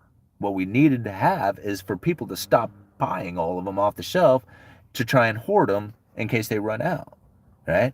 There was no demand for it. I mean, there's still just the 2 guys who wanted it. They only wanted 1, but they bought 8 together, right? So it shows this overwhelming demand coming from it. And this is the computer not recognizing what's really happening out there. So the computer tells, hey, upline, we need more. Those guys are saying, wow, look at all these stores with all these generated orders or whatever. I guess we need to order more. And this is all automated stuff, right? This isn't human interaction taking place with this. This is all automated. All the way up to the manufacturer saying, oh, wow, man, we got millions of demand out here. Start producing, start pumping it out there. So this is like the misunderstandings. I mean, this could happen just even if you didn't have like the computer issue, just having it within human nature. I mean, unless you had somebody come to the buyer and say, hey, those purchases that we had just done, that was incorrect. Those were hoarding purchases. That's not real demand, right? And so the buyer would be like, oh, well, if that's the case, I'm not going to order 8. I'm just going to order my typical 4, right? So you need like that human understanding of what is truly taking place in there, because the automated, computer system, it'll just, hey, load up, man. There's a lot of consumer demand happening out there because they don't recognize what's really taking place. So I don't see, can you create an automatic supply chain distribution network that's completely automated and running consistently? Maybe, but even just recently, I saw where automation just completely screwed up the entire inventory level, And I mean, that was completely automated that did that, All right. It's always puts a smile on my face when he says post-poop zoomies. All right. Local zoning won't let you build those kind of homes around my place. Yep. Thanks, Carman. I think it's time you get a studio. Yeah, I've been thinking about the exact same thing, but I don't know. If I tried doing a studio one time, I was going to have that really nice place down there on the water, where I had the view out there looking out at the river. I could have put a fishing pole out there catching sturgeon while I'm doing videos and stuff. But everybody basically said that if you move into the studio, we won't come. You have to stay in the car. And it's probably a pretty good deal that I did stay in the car because it saves me a lot of money by just being in here. All right. I want that 1,400 square foot home. I don't blame you, Lindsay. I mean, that's really what I think most people would probably really appreciate, as opposed to, like, these giant, big, beautiful homes that everybody keeps trying to build. I think if we just built some simple ranch style homes, like just the cookie cutter developments across the nation, I think we could probably produce a lot of homes fairly quickly, and the homeless situation would become less less of an issue. How you create that environment, I don't know. Like, how do you convince builders that building 1,400 square foot ranch style simple homes is profitable? Like, how do you do that? If it's just not there for them, it's not there. And this is what I find through most of the builders, is that they have to build some of the most expensive homes they can in order to get the profit margin out of it. It's quite unfortunate. Yeah. Build your own homes, right? I mean, if you can get a foundation built, like, foundations are pretty hard if you don't know how to do a foundation, right? But you can do a block foundation. I mean, simply piece a foundation together. But once you got the foundation done, framing a house is a lot easier than what I think a lot of people think or realize. If you can figure out the system of it, then piecing it together one stick at a time. It might take a long time, but it's not something that is so complicated that that you can't do it. I mean, building a house is it's actually pretty easy. It's just a lot to it. There's just so much. It just feels overwhelming when you think about it. But anybody who's ever built, like, a couple of houses or two or three houses in their life, like, you don't see it the same way. It doesn't seem like this huge overwhelming thing to do. It's just a lot of pieces. All right. I'm not big on uranium stocks. I'm not holding physical metal in my hand. I don't own it. Houses are overrated. Yeah, stocks here are crushed when U.S. stocks get crushed. And when the stocks in U.S. go up, the stocks here don't go back up. Oh, excuse me. Miles, it would be a bad idea to hold uranium 235 in your hand. It's called real estate for a reason. Uh, Interesting here is the price at my lumber yard for the last few years for a 2x10 16s, doing it better before the pandemic. Interesting here is the price at my. Uh, all right. 238 in a clipazin. What's that? Pay a dude $500 to nail a tarp onto your roof. Lots of laughs. Yeah. Um, but. Thank you, EU. Oh, we got the cops. Oh no, they're going by. Okay. Thank you, EU, for all your insight. Well, thank you so much, Rick. I appreciate you guys hanging out with me, and having this discussion and sharing all the stuff that you see, and all the emails that everybody sends. I mean, I really appreciate all that stuff. And then, you know, and actually having a video start to grab some attention. The video that I put out the other day, the lumber video, and how it's telling its story, and everybody should be listening. That video is actually doing quite well. It's like up to 40,000 views now. And yeah, for a while there, I thought YouTube was just like, hey man, we're not done. We're not going to be spreading your videos around anymore. But this one happened to pick up a bit of the algorithm. So that was pretty cool, to actually see again. So doesn't make me feel like YouTube is punishing me or something. Not that I really felt like I was being punished. I keep buying uranium no matter what. Guess we'll see. My small cap went up today. All right. Let's see here. They have depleted. You can't. Okay. Everybody's talking uranium, uranium. Okay. Single young men should work as hard as possible in their 20s, and then think about expiration This is one way to get a house with an average salary. It's not about the house, it's about the place. Sounds like the same thing that happened with toilet paper. They thought they could wipe out Corona.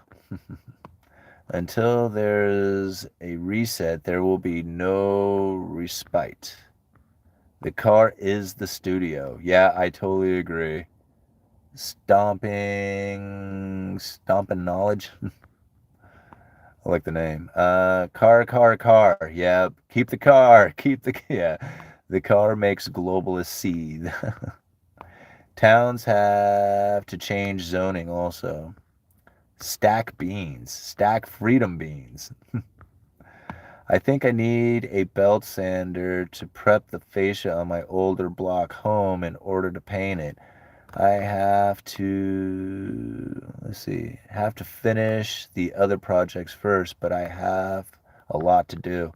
Yeah, and that's the thing. Like, I have a house now too, and it's been a while since I've like maintained a house, and so like, it seems like every time, like, I don't know, everything, like it doesn't matter. It's just like, wow, it's raining. Oh, that gutter needs fixing. Oh, that thing. It's just like a constant. It's always all the time. Something is always needing to be repaired or touched or messed with or something. It's like it's always. And it's kind of funny. Like I think, man, in order to have a house that you do not maintain on a regular basis is to have like nobody living in it. Like to have somebody who is so careful on everything, like every knob you turn, everything you touch is just absolutely the gentle that you can be. Because it seems like all the time the boys are like, oh, this broke, or that's that, or this, or that, or something. It's just like, man, what's going on? It's all the time. All right. It looks like it got dark quick. It really did. It did get dark quick. I live in West Central Georgia, and my 3-story on an acre and a quarter in Midtown with a 1,200 square foot heated, plumbed, and outbuilding was 80,000 in foreclosure. 5 beds and 3 and 3/4 baths. Yeah. In other words, don't build, buy in foreclosure. Uh, Jobs, yeah, if you can find foreclosure rates are at like historically low levels right now. So even if we were to like double the amount of foreclosures, that's not going to really put a whole lot of foreclosures out there available to buy. And considering how much demand from the buyers there are out there, like it's going to be difficult to just go pick up a foreclosure. Unless something drastic happens, like, we have like a major wave of foreclosures. And if that's the case, then you're still like looking for unemployment to rise in order to create the situation in which that we would have a wave of foreclosures. Even if that was to take place today, you're still looking at 2 years down the road. So considering that unemployment is not rising as of yet, it will, just not yet. I don't know where the wave of foreclosure is going to come from. So if you plan on sitting around waiting to live in a house for the next couple of years and not care if you don't have one, then yeah, maybe the foreclosure strategy might work out. But as of right now, I don't think I mean, at least if you don't care about a house in the next 2 years, then I just don't know if the foreclosure thing is going to work out too well. Natural gas prices are plummeting. I think it will bottom $1.60 to $1.80. Yep, you laugh, but me and my pile of uranium will be toasty and warm this winter. Okay. I'm not laughing at it. I mean, you guys figure out whatever it is that you need to do. If you can actually get uranium, where do you get uranium from? And how do you even hold that? Like, is that even a real thing? All right. New Mexico in the house. Nice. All right. I remember you looking for that house. I tried to get you to move to Georgia during the pandemic. Yeah, well, that's the thing, man. I mean, I would have moved, but I mean, what? I would have had to give up everything, right? I wasn't ready to move. I wasn't like ready to just pick up and move across the country and say, okay, here, I'm just going to go and start a whole brand new life someplace I had never been before without any idea of what it is that I'm going to do for work or career or have, connections and friends and help and family and all the other stuff that went with it. Like my entire thing is here. Like my entire network is here. All my, everything I know is right here. Now I could have bailed out and I could have started something else someplace else, but I mean, we didn't want to do that. Like our friends are here, our family's here, everything we know is here, our jobs are here. Like, my wife and I, we don't have like, awesome careers or something that we can just go and reestablish like some high paying job someplace else in the country. We just go and get regular jobs someplace else, right? That doesn't work out too well if you don't have like a big old savings, which I guess I did before I bought the house. I had a fairly decent savings, but still, that's not like that wasn't feasible for us, right? We had to figure out what it was that we were going to do to be here and stay here. And it took everything we had in order to make that happen. I look back on it now and I'm glad I made that decision. I mean, I've been pretty happy with everything that has taken place so far. Even, with the housing market doing what it's doing right now, I feel even better about having purchased my house when I did than trying to figure out what I was going to do today. Because today I would not be able to afford the exact house that I'm living in. So I don't know. Like, I'm glad I made the purchase that I did. Am I comfortable with it at the time? No. Am I getting happier with it as time goes on? Yeah, I sure am. What the future holds, who knows? But yeah, I couldn't leave the area. Like, I mean, I could have, but I was not prepared and ready to do that. Like, pick up my whole family and say, okay, I don't know what we're gonna do. Right? I don't know what this is gonna be like. You guys are gonna, I don't know what the school is gonna be like. I don't know what the people are gonna be like. I don't know what the friends are gonna be like. I don't know what any of this stuff is. But here, let's go do it because, anyway. All right. Hey, thank you so much, Juan, for the $4.99. Very cool of you. Could you see homes rise in some places even as the dollar strengthens? Yeah, absolutely, I do. I think probably for the next 10 years, I'm going to guess the next 10 years, that you're probably going to end up seeing that home prices are going to be very stagnant. Like I mean, some places might do quite well, other places might do really bad, especially places that have a very overheated housing market. You can find where those ones come down significantly, but you might find places where, the housing market didn't get overheated. It just stayed normal or normal-ish. And you might find where those particular markets actually might do pretty well, as far as like comparatively to places that were incredibly hot, like, the Portland area or LA or Seattle or wherever you were at. Those type of markets might, find where the real estate comes down dramatically, but then you might be in like places like, where my buddy moved to, Missouri, where he picked up a house for $35,000, and you may find where those prices never came down. In fact, they continued to tick up like a normal housing market might do. I think the next 10 years is going to be a very, strange real estate market for everybody out there to try and wrap their heads around. But, who knows? I just think like, you look at the steady increase in prices of homes over like since the 60s, and there's just very few moments in time where the prices actually come down or they go flat for a while.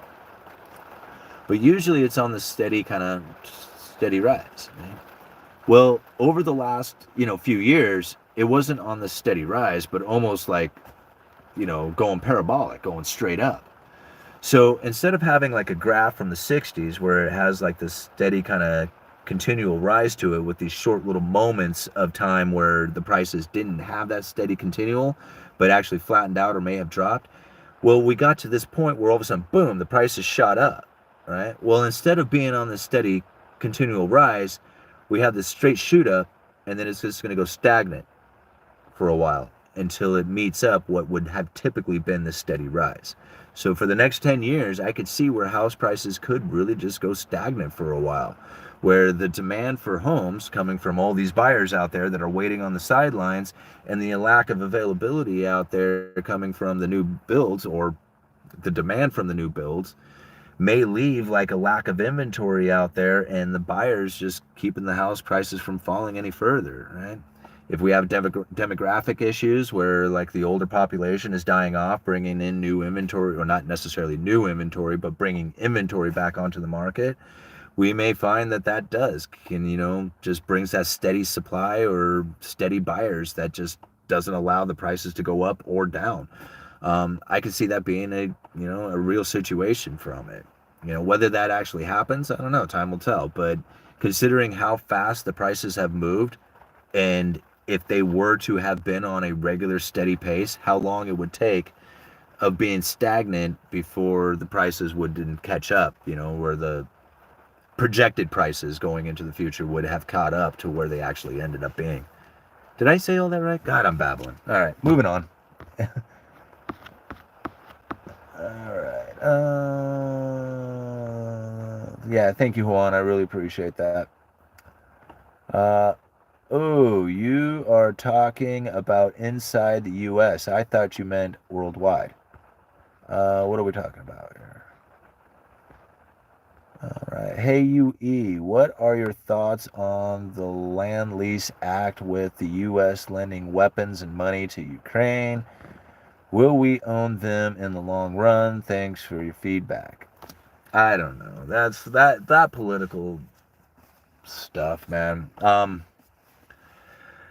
Yeah, I would imagine that if you give them a bunch of, support and effort and stuff like that, and they eventually defeat the Russians and kick them all out, then yeah, they would be subject to doing deals with us that benefit us.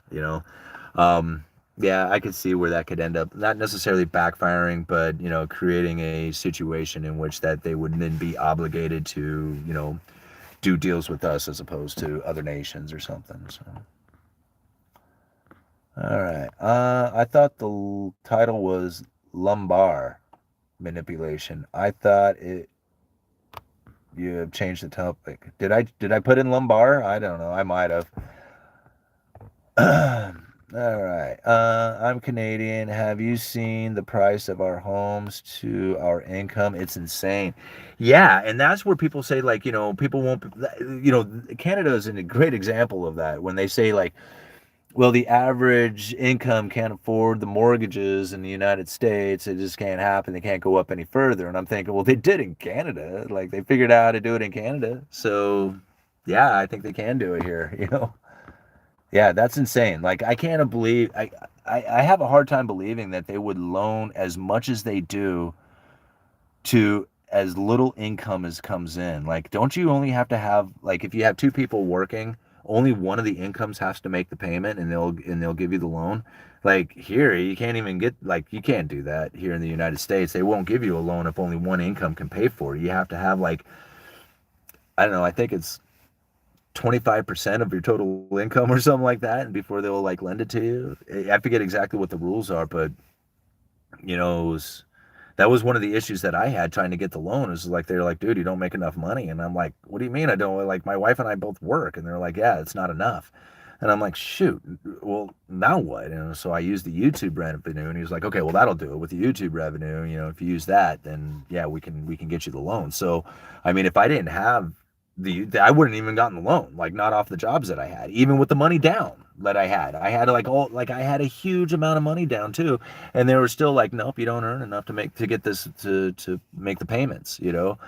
It's just like, man, I don't know how the hell anybody was supposed to have done this. If you have a regular job, like a regular 9 to 5 job, like a regular person would have, like not some high speed career or anything. Like I don't know how you're supposed to afford a house. I don't think you can. Hey, what are your thoughts? Oh, we already did that one. Okay. The IMF will pay off the loans. Yeah, you guys are like 10 times. Some markets here is US are like 15 times. I bet Vancouver is 17 to 20 times. Huh. Should I buy the package for an addition now or wait? I would not wait on your framing package. I would buy that like I mean, if If you want to wait over the course of, like, say, the next month to see if maybe you can get a little bit better pricing in there, I mean, I think that would probably be fairly safe. Um, maybe even the next 2 months, you might be, but I wouldn't be waiting till, like, say 6 months or next year or something like that to find better pricing. Your framing, your availability to buy fairly decent priced framing right now is not going to get much better. Like, you could find a little bit better pricing, or maybe, something, but like, as far as cheap lumber, framing lumber, now is your opportunity. I mean, you think about it. I sell 2x4s right now. Like a 2x4 standard and better is selling for like $3.24. All right, $3.24 a piece. When I had like them priced really good, it was at like 2.5, 2.75 a piece. So right now at 3.25, I mean, yeah, can you get better pricing on your studs? Sure. I mean, you can get all the way down to $1.50. I mean, it could lose half the price right now, but your opportunity to do that is going to be so small. Like, I just can't see it taking place. So yeah, I mean, wait, but you're taking your chances.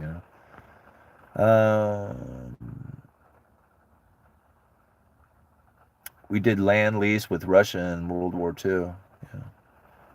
All Nighter Hider, did you check out Abram on how they will institute the CBDC? People used to be able to make one whole payment for their house. Houses are more expensive now because they are loans. 30-year conventional mortgage rates will be 10% by the end of 2023. Prices will not plummet unless real unemployment rate hits 15% or more. I did get about 5 minutes into this is All Nighter answering back into it before a live stream happened. I'll have to go back and check it out. How long does a drying kiln take to build, do you think, or cost? Um, I have no idea. I have absolutely no idea how much or how long or anything it takes to build a kiln, or even like the capacity sizes of some of these kilns. I have no idea. There's like, a lot of times they just used heat. Like, they just basically put all the wood into a really big hot box and heat it up. There was one drying process that I heard of that actually used microwave. Like, they like microwave the moisture out of it somehow. That was a new one. I never heard of that one before, but apparently they said that their process had less checking and issues taking place. Like, the way they pulled the moisture out of the wood was like a much better process for the wood itself. I'm not exactly sure what their gimmick was, but anyway, I thought that was pretty neat. So to dry this lumber out. I'm currently packing for a 1-month trip to Arkansas for a framing job. Smash the like button. Yes, please do so. Thank you. Why don't they introduce 40-year mortgages? Well, again, like, if you're 40 years old and you get a 40-year mortgage, what's the chances of you actually paying that thing off? Like, I mean, really. So if you had a 40-year mortgage, like, if I was to lend somebody money for 40 years, right? I mean, obviously you're not planning on getting that back yourself. You're just planning on selling that mortgage off, right? That's why you would lend it out there. But there are investors out there who are willing to take on that kind of, risk or something like that in order to get paid back. Now, if I'm going to write that loan up, and I'm thinking, who am I going to offer this to? Like a 40-year mortgage. Who would I would offer it to somebody in their 20s, because, they would be like 60 years old when they paid it off. Maybe somebody in their 30s, because they would be, getting into 70. You might have, like, retirement funds or something like that. But after you get up to 40, like 45, thinking you're not, I mean, the chances of you even living long enough to pay this loan off are pretty low. So how do you offer a 40-year mortgage without having it be a generational mortgage, right? I mean, I don't know how you can. I mean, it sounds like a great idea for the person, for an individual out there wanting to borrow the money, but from the risk point of view, it's just like, you're not going to even make it through. You're not going to even live long enough to pay this loan off. So, you have to write into that loan, how do you deal with that? Like somebody else is going to have to cover the rest of the payments.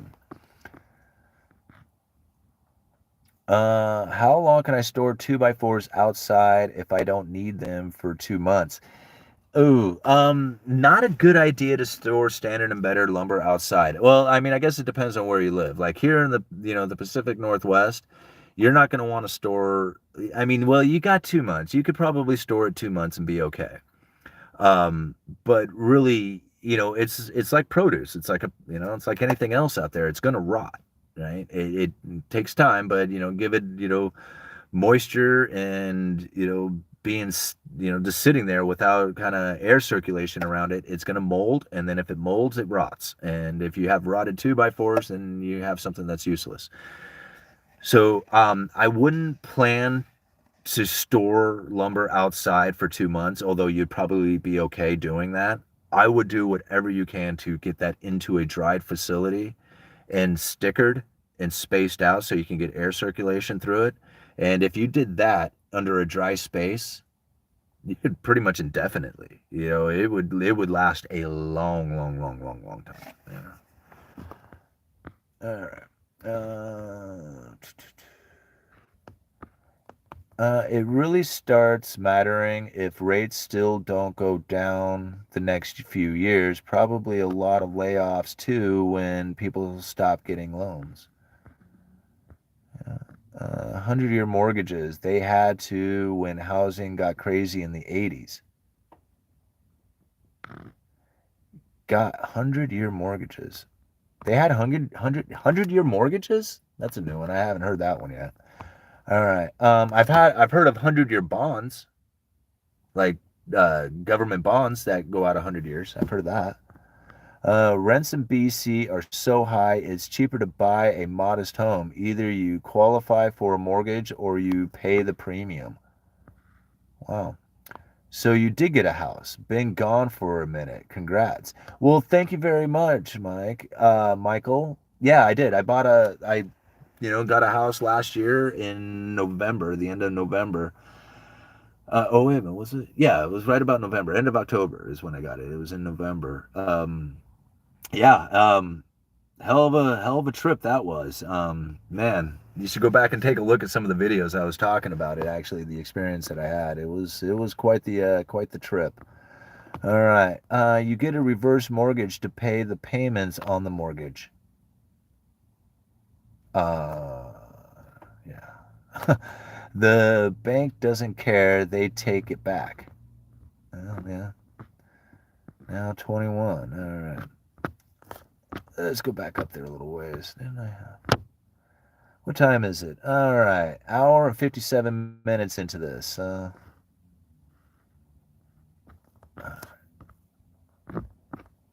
Cool. Did I get through all those questions? I think I did. Well, very cool, guys. Well, it's been 2 hours out here. I think we've had enough of the live stream for today. I'm starting to get a little chilly out here too. I guess I could put my jacket on. I still haven't gotten a notification for this live outside of Wayne Smith. Oh, bummer. What are condos selling for in your area? I don't know. We don't really have a whole lot of condos, so I'll take a look. There's a couple of them around. I'll see what they're selling for. When is the next event? What kind of event? All right. Right on. You guys are so awesome. Thank you very much for hanging out. We had 167 of you up in here, 143 likes, $14.98 in super chats. You guys are always so generous with the super chats. Thank you so much for that. The eating you did in Texas. Oh, the stage event. Okay. I'll re-listen as I start my travels tonight. Right on. Have a good tour. The next event, I don't know. I was invited to a crypto speaking event, but it was so quick to try and line it up that I just really couldn't get it done. Like, you know, it was just, I had so much going on at the moment. And it was like I had a 2-week gap to try and get it done in, and it just wasn't happening. So I'm thinking about, like, as far as like my own speaking engagements, like my own event. I really want to put together, like, I don't know, like something maybe like from the credible threats, the lumber market, you know, put together like a good, like, you know, hour long, hour and a half long, like, you know, kind of almost like a show, I guess I could do, like, you know, just a presentation, and then take that and take it on the road, like take it around and see if I can't maybe, you know, find some places that I could actually do this presentation and see where it goes. You know, basically kind of go on tour if I can. You know, in a kind of just like, you know, a simple fashion. But as far as that goes, I don't really have anything lined up, as far as speaking engagements or any kind of presentations or anything like that goes. I do have a few more interviews lined up, you know, so next month I have a few kind of big names that you should recognize coming up. And, you know, keep doing this, keep doing what I'm doing. So, yeah, I don't know. I got to figure it out. I would love to be up on stage doing presentations, so I don't know. Maybe I should start working on doing that. All right, Uneducated Economist. You guys let me know. All right. Hope to see you all at the RCL in May. Right on. You're going to the Rebel Capitalist? Gosh, I should go. I got to go. All right. Uneducated Economist. You guys let me know.